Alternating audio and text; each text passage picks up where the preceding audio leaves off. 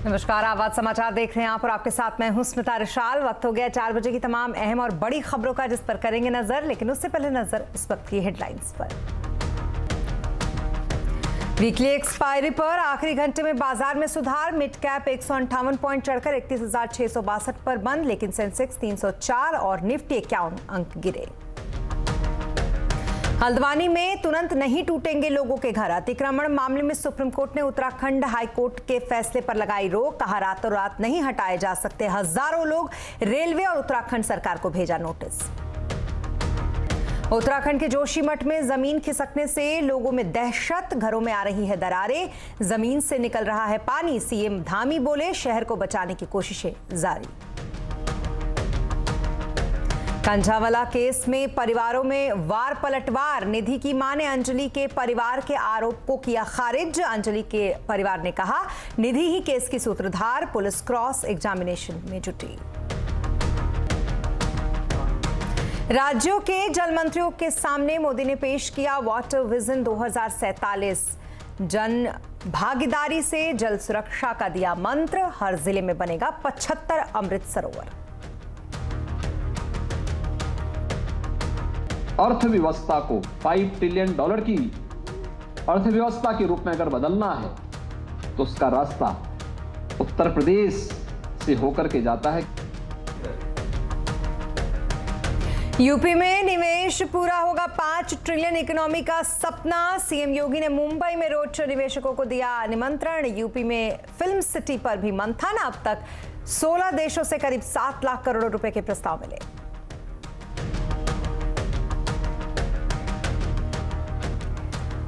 और खबरों की शुरुआत हल्द्वानी से, जहां अतिक्रमण मामले में लोगों के घर तुरंत नहीं तोड़े जाएंगे। आज सुप्रीम कोर्ट ने लोगों को फौरी राहत दी है और कहा है कि बिना पुनर्वास के इंतजाम किए बिना लोगों को बेघर यहां नहीं किया जा सकता।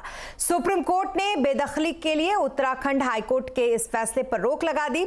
सुप्रीम कोर्ट ने उत्तराखंड सरकार और रेलवे को नोटिस भी जारी किया है। इसको लेकर कोर्ट के इस फैसले से 5,000 परिवारों को राहत मिली है। दरअसल आरोप है कि हल्द्वानी में करीब 4400 परिवार रेलवे की जमीन पर अतिक्रमण करते आ रहे हैं और इस मामले में हाईकोर्ट ने दिसंबर 2022 में रेलवे के पक्ष में फैसला दिया था। इस आदेश के बाद करीब 50,000 लोगों के आशियाने पर बुलडोजर चलने का खतरा लगातार मंडरा रहा था, लेकिन अब अगली सुनवाई तक इन लोगों को राहत मिल गई है।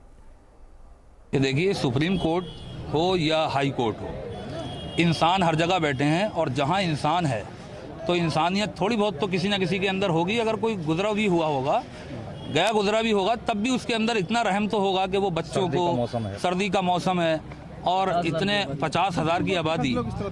सुप्रीम कोर्ट का फैसला माशाल्लाह बहुत अच्छा है और आगे भी हमें उम्मीद है सुप्रीम कोर्ट से इंशाअल्लाह ताला हमारे हक में होगा। जो हमको उम्मीद थी अभी तक कि जो सुनवाई होगी और उसमें हमारे साथ इंसाफ किया जाएगा, वही हुआ भी और सुप्रीम कोर्ट का हम धन्यवाद अदा करते हैं। और हमें आगे भी उम्मीद है जिस तरीके से आज हमारे साथ जो फैसला हमारे हक़ में आया है, इंसाफ की जीत हुई है, इंशाल्लाह आगे भी इसी तरीके से इंसाफ होगा और यहाँ पर जो गरीब लोग हैं उनको मालिकाना अधिकार दिया जाएगा और जो रेलवे की ज़द में जो मकान आ रहे हैं उनका पुनर्वास भी होगा। ये तो रहा उन लोगों का रिएक्शन। अब आपको सुनवाते हैं इस मामले में याचिकाकर्ताओं के वकील ने क्या कुछ कहा है। ये भी बोला है कि हाईकोर्ट का जो ऑर्डर है वो उसमें अभी जो स्टे हुआ है उसमें कोई भी कंस्ट्रक्शन भी नहीं होगा किसी के तरफ से, चाहे वो रेलवे हो चाहे वो वहाँ पे जो लोग रह रहे हो, वो कोई कंस्ट्रक्शन नहीं करेंगे।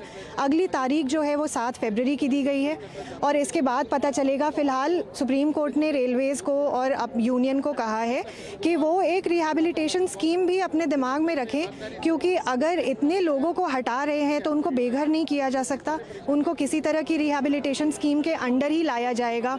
अगर ये प्रूव हुआ कि वो ज़मीन अगर इल्लीगली इन्होंने ऑक्यूपाई कर रखी है तब। तो वहीं इस मामले पर अपनी प्रतिक्रिया में उत्तराखंड के मुख्यमंत्री पुष्कर सिंह धामी ने कहा है कि कोर्ट का जो भी आदेश होगा उसे हम मानेंगे और उसी के अनुसार अगला कदम हम उठाएंगे। देखिए, उस पर हमारा पहले से ही ये मानना था कि चूँकि न्यायालय का मामला है, न्यायालय जो भी आदेश करता उसके साथ हमारी सरकार उस पर आगे कार्रवाई करती, आगे काम करती। हम न्यायालय के रुख पर ही थे। न्यायालय जो भी आदेश करेगा वो हमेशा हमें मान्य होगा। और दूसरी खबर उत्तराखंड से ही, जहां जोशीमठ नगर में हड़कंप मचा हुआ है। लगातार जगह जगह यहां जमीन धंसती जा रही है। अब तक 561 घरों में यहां दरार आ गई है। जमीन के अंदर से पानी तक निकलने लगा है। अब 66 परिवार से ज्यादा अभी तक पलायन यहां पर कर चुके हैं। नाराज लोगों ने सरकार के खिलाफ बुधवार को मशाल जुलूस निकालकर प्रोटेस्ट किया। उत्तराखंड के सीएम पुष्कर सिंह धामी जल्द ही हालात का जायजा लेने जोशीमठ जाएंगे। लगातार जोशीमठ का जो सर्वेक्षण का कार्य है वो पिछले दिनों चला है और जो भी सर्वेक्षण की रिपोर्ट आई है उसके आधार पर हम आगे काम कर रहे हैं। अभी हमने इसके लिए एक समीक्षा बैठक भी कर ली है। आपदा प्रबंधन विभाग को पूरी तरह से अलर्ट कर दिया है, जिलाधिकारी को। जो भी वहां पर जिस प्रकार के भी प्रबंध करने होंगे, विस्थापन की जो कार्रवाई करनी होगी, जो ट्रीटमेंट करना होगा, वो सभी कार्रवाई कर रहे हैं। जो भी जरूरी काम होगा जोशीमठ शहर को बचाने के लिए किया जाएगा, उसके ट्रीटमेंट के लिए किया जाएगा, लोगों के लिए किया जाएगा। तो वहीं जोशीमठ नगर में जमीन खिसकने से लोगों में दहशत है। घरों में दरारें आ गई हैं, कई जगहों से पानी निकलने लगा है। हमारे सहयोगी नितिन सेमवाल की एक ग्राउंड रिपोर्ट देखिए आप। जोशीमठ में लगातार भूस्खलन और भूस्खलन के बाद जो पानी इस तरीके से बाहर निकल रहा है, आप तस्वीरों में देखिए। इस समय हम मारवाड़ी में मौजूद हैं। ये जेपी कंपनी का पूरा कैंपस है। इसके ऊपर भी बस्ती है और नीचे भी बस्ती है। आप देखिए तो ये पानी निकल रहा है, बिना बरसात के ही इस तरीके से पानी निकल रहा है। जबकि ऐसी तस्वीरें पहाड़ों में बरसात के दौरान दिखाई देती थी जब नदी नाले उफान पर रहते थे। आप देखिए जहां तक आपको दिखाई दे रहा है ये पानी जगह जगह से अब निकलना शुरू हो गया। इस पानी में बताया जा रहा है कि रेत भी है, कंकड़ पत्थर सभी बहकर आ रहे हैं और जो हालात है इस समय वो काफी खतरनाक हो गए हैं। दीवारें देखिए किस तरीके से लगातार फट रही हैं। इसके अलावा जो पैदल रास्ते हैं वो टूट रहे हैं। जेपी कंपनी के लगभग 65 भवनों को खाली कराकर लामबगर में शिफ्ट कर दिया गया है। जो ग्रामीण इलाके या नगर से सटे हुए जो इलाके हैं वहां पे लगातार लोगों को शिफ्ट करने का काम चल रहा है।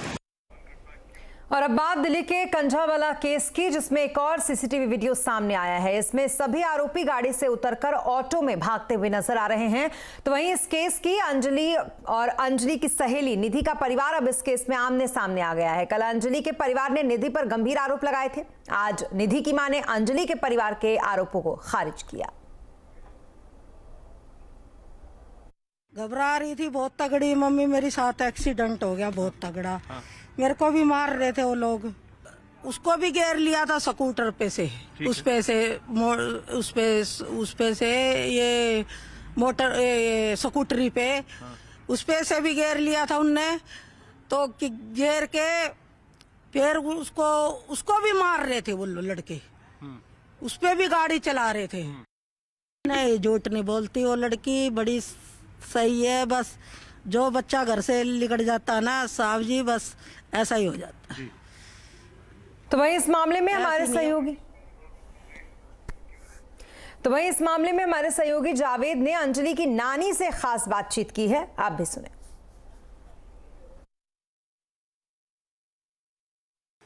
देखिए इस वक्त हमारी मौजूदगी मंगोलपुरी में है। मंगोलपुरी में अंजलि की नानी का घर है और जो अंजलि का परिवार है, अंजलि की माँ और उनकी बहनें और जो मामा हैं वो यही मंगोलपुरी में रहते हैं। मैं आपको तस्वीरों में घर दिखाना चाहता हूं। अभी आप देखेंगे तो घर के बाहर मौजूद हैं तमाम घर की महिलाएं। आपको बता दें कि आज दिन भर यहां पर अंजलि का परिवार मौजूद रहा और यहां से थोड़ी देर पहले अंजलि के परिवार ने एक प्रोटेस्ट मार्च किया सुल्तानपुरी थाने तक, जहां परिवार की ये मांग थी कि इस पूरे मामले में 302 का मुकदमा आरोपियों के खिलाफ दर्ज किया जाए। यहां से कुछ ही दूरी तक सुल्तानपुरी थाने तक प्रोटेस्ट मार्च करता हुआ परिवार गया और उसके बाद हमने देखा कि थाने के बाहर परिवार की तरफ से प्रोटेस्ट किया गया, नारेबाजी की गई और कुछ समय तक वहां पर सड़क को जाम भी किया गया। लेकिन उसके बाद थाने के सामने प्रोटेस्ट शुरू हुआ और परिवार के 3 लोग जो अंजलि की मां है और अंजलि के मामा और जो परिवार के करीबी हैं भूपेंद्र चौरसिया, वो पुलिस के पास गए।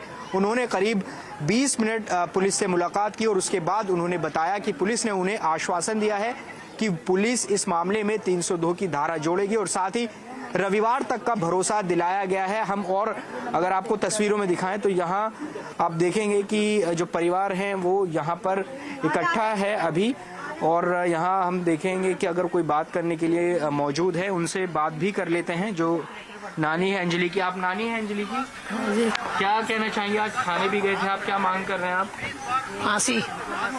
फांसी की 302 जोड़ने के लिए आप कह रहे हैं?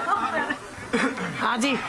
देखिए, ये अंजलि की नानी है और कह रही हैं कि फांसी की मांग इन्होंने की है और साथ ही कहा है कि 302 की धारा जोड़ी जाए। आपको बता दें कई अलग अलग तरह के सीसीटीवी फुटेज सामने आ रहे हैं, क्योंकि उसके बाद निधि के बयान के बाद ये सवाल कई बार खड़े हुए थे, क्योंकि निधि ने कहा था कि अंजलि ने शराब पी हुई थी और वो स्कूटी चलाने के लिए अंजलि को मना कर रही थी, बावजूद उसके इस तरह की घटना सामने है। तो ऐसे में जो अंजलि का परिवार है वो निधि पर भी सवाल खड़े कर रहा है कि आखिर निधि किसके दबाव में ये बयान दे रही है। तो ऐसे में कई सवाल इस पूरे मामले को लेकर खड़े हो गए हैं, क्योंकि ये जो जितना दर्दनाक मामला ये सामने आया है कि 12 किलोमीटर तक एक लड़की को घसीटा गया और उसकी दर्दनाक मौत हो गई। मौत इतनी ज़्यादा कि जो शरीर है वो भी शत विशत हो गया।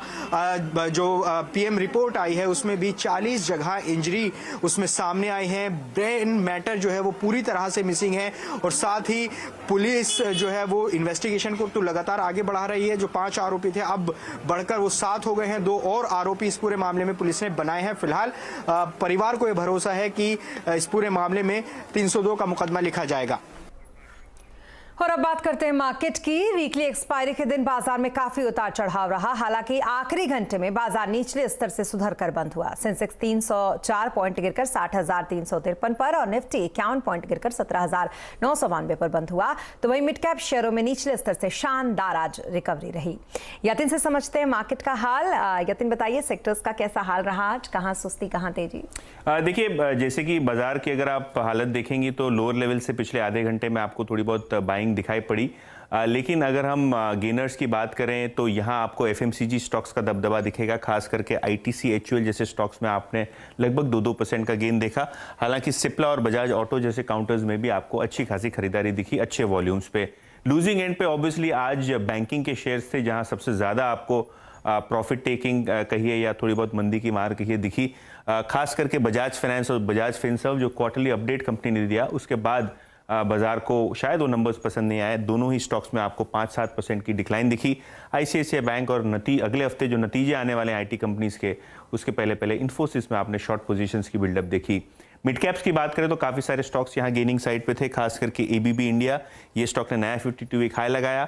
एमआरएफ, बीएचईएल और पीबी फिनटेक जैसे काउंटर्स में आपको थोड़ी बहुत खरीदारी दिखी।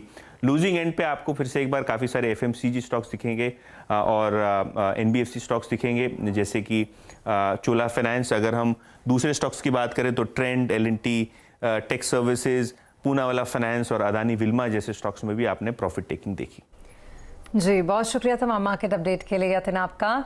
तो ये तो रहा मार्केट का हाल। और अब 2023 का सफर शुरू हो चुका है। इस साल काफी राजनीतिक हलचल रहने वाली है, जिसका असर 2024 के लोकसभा चुनाव पर दिखेगा। आज आवाज अड्डा में इसी पर करेंगे बड़ी चर्चा शाम 7:57 पर। और ब्रेक के बाद एक बार फिर आपका स्वागत है। देश के जल मंत्रियों की पहली बैठक में प्रधानमंत्री मोदी ने कहा कि जल सुरक्षा के क्षेत्र में भारत ने अभूतपूर्व काम किया है। प्रधानमंत्री ने यह भी कहा कि संवैधानिक ढांचे में जल राज्यों का विषय है, इसलिए इसमें राज्यों की बड़ी भूमिका है। वाटर मिशन 2047 अगले 25 सालों में अमृत काल का एक अहम पहलू है। इसके लिए सरकार को मिलजुल कर काम करना होगा और लोगों को भी इससे जोड़ना होगा।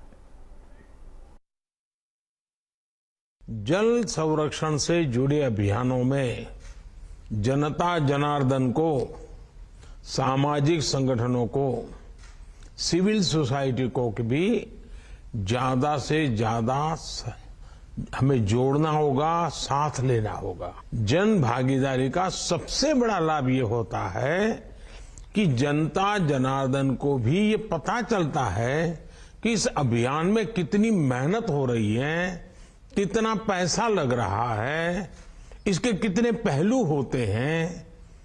जब किसी अभियान से जनता जुड़ी रहती है तो उसे कार्य की गंभीरता का पता चलता है। और आरबीआई के मुताबिक बैंकिंग से जुड़ी शिकायतों में टॉप पर है ऑनलाइन पेमेंट के मामले। ऑनलाइन पेमेंट में क्या है दिक्कत और साथ ही इसमें कैसे इससे बचा जा सकता है, इसी विषय पर देखिए आज का कंज्यूमर अड्डा शाम 5:57 पर। और यूपी में निवेश करने के लिए न्योता देने आज खुद यूपी के मुख्यमंत्री योगी आदित्यनाथ मुंबई आए। यूपी में बेहतर कानून व्यवस्था, लैंड बैंक और तेजी से हो रही ग्रोथ का हवाला देते हुए निवेशकों से अपील की कि वो यूपी आए और निवेश बढ़ाए। साथ ही ये भी कहा कि अगर भारत को 5 ट्रिलियन इकोनॉमी बनना है तो उसका रास्ता यूपी से होकर जाता है। उन्होंने ये भी कहा कि यूपी को पहले ही दुनिया भर से 7 लाख करोड़ रुपए के निवेश का प्रस्ताव मिल चुका है। लगभग 7,12,000 करोड़ रुपए के प्रस्ताव हमें प्राप्त हो चुके हैं और हम लोगों ने इस पे तेजी के साथ अपने कार्यक्रम को आगे बढ़ाना प्रारंभ किया है। भारत की अर्थव्यवस्था को 5 ट्रिलियन डॉलर की अर्थव्यवस्था के रूप में अगर बदलना है तो उसका रास्ता उत्तर प्रदेश से होकर के जाता है, क्योंकि एक बड़ी आबादी देश की उत्तर प्रदेश में निवास करती है। वहां उस रास्ते को और सुगम बनाता है। उत्तर प्रदेश इस दिशा में आगे बढ़ने के लिए पूरी तत्परता के साथ कार्य कर रहा है। मैं इसके लिए आप सबको 10 से 12 फरवरी के बीच उत्तर प्रदेश की राजधानी लखनऊ में आयोजित ग्लोबल इन्वेस्टर समिट के लिए सादर आमंत्रित करता हूं। और संवाददाता विवेक गुप्ता हमारे साथ जुड़ रहे हैं इस खबर पर ज्यादा जानकारी के लिए। विवेक, यूपी में निवेश पर योगी के रोड शो का क्या कुछ अपडेट है आपके पास? देखिए, आपको बताना चाहेंगे कि यूपी के सीएम योगी आदित्यनाथ पिछले 2 दिन से मुंबई में हैं और आज उनकी इंपॉर्टेंट मीटिंग हुई है। जितने बड़े बड़े बैंकर्स हैं और फिर जो रियलिटी के जो बिजनेसमैन हैं, बड़े बिजनेस टाइकून हैं, उनसे लगभग घंटों उनसे मुलाकात हुई है और इंडिविजुअल मुलाकात की है उन्होंने। सभी बैंक के सीईओ के और जो जितने भी बड़े बड़े बैंकर्स हैं उनसे सबसे इंडिविजुअल मुलाकात की है। और जो भी मीटिंग के बाद जहाँ उदय कोटक की बात करें या फिर जो मोतीलाल ओसवाल उनके मालिक की बात करें, उन्होंने साफ तौर पर कहा है कि अच्छा ऑप्शन यूपी का सामने आ रहा है, क्योंकि लॉ एंड ऑर्डर काफ़ी ज़्यादा सिचुएशन वहाँ पे सुधरती जा रही है। और पिछले 6 सालों में जब से वहाँ पे बीजेपी की सरकार आई है तब से सिचुएशन पूरी तरह से बदल चुके हैं। इन्वेस्टर्स अब पूरी तरह से यूपी पर इन्वेस्ट करना चाहते हैं और इसी उम्मीद के साथ यूपी के सीएम आदित्य योगीनाथ अपने कुछ मंत्रियों के साथ मुंबई आए थे कल और आज इंपॉर्टेंट मीटिंग की है और ये पूरी मीटिंग काफ़ी ज़्यादा फ्रूटफुल लग रही है। जितने भी मीटिंग हुई है, चाहे हम फाइनेंशियल इंस्टीट्यूट्स की बात करें या फिर बैंकिंग इंस्टीट्यूट्स की बात करें, उन सभी ने भरोसा जताया है कि आने वाले दिनों में यूपी एक ऐसा राज्य होगा जहां पर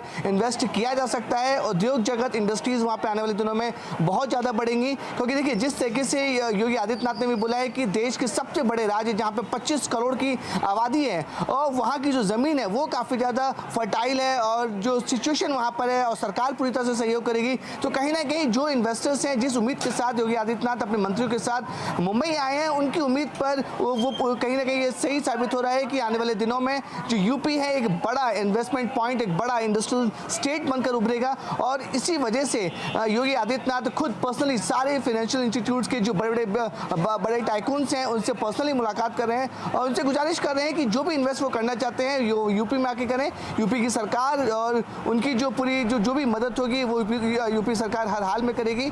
और इसी उम्मीद के साथ उनका जो प्रोसेस है योगी आदित्यनाथ को उन्होंने आज मुंबई से शुरुआत की है, यही इसी के बाद वो अलग अलग दूसरे शहरों और राज्यों में भी जाएंगे, उनसे गुजारिश करेंगे वहाँ के इंडस्ट्रीज और बिजनेसमैन से कि वो भी यूपी में इन्वेस्ट करें। बिल्कुल, बहुत शुक्रिया तमाम डिटेल्स के लिए आपका विवेक। और इसी के साथ इस बुलेटिन में फिलहाल के लिए इतना ही, लेकिन खबरों पर लगातार अपडेट के लिए आप बने रहें CNBC आवाज के साथ।